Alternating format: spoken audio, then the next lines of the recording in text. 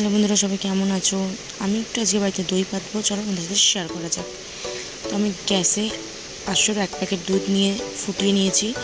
তো দুধটা ফুটে ফুটে অনেকটা যখন কমে আসবে তখন গ্যাসটা বন্ধ করে দিয়েছি। এবার দুধটা নামিয়ে নিলাম, তখন দেখলাম দুধটা একটু ঠান্ডা হয়ে এসছে। তো 1 চামচ টক দই ওর মধ্যে দিয়ে ভালো করে নাড়িয়ে নিলাম।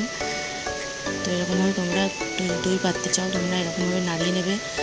আর একটা টিফিন বক্সে যেটাতে আমি দইটা পাতবো ওর মধ্যে একটু টক দই এরকমভাবে মাখিয়ে নেবে, তাহলে দইটা ভালোভাবে পাততে পারবে। চলো আমি একটু দইটা ভালো মাখিয়ে নিলাম। দিয়ে ফুটন্ত দুধটা ওই টিফিন বক্সের মধ্যে আমি ঢেলে দেবো। ঢালা যাক।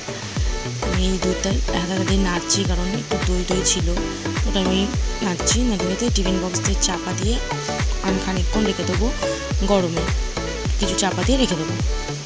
দেখো প্রায় 7-8 ঘন্টা রাখার পর আমি এখন বক্সটা খুলবো। চলো দেখি দইটা কীভাবে কেমন জমলো। খুলে নিলাম, দেখো দইটা কত সুন্দর জমেছে। এখন আমি দইটা ইউজ করবো না, খাবো না, এখন ফ্রিজে রেখে দেবো। রেখে দিয়ে পরে খুলবো। তোমরা এভাবে ট্রাই করতে পারো। চলো টাটা।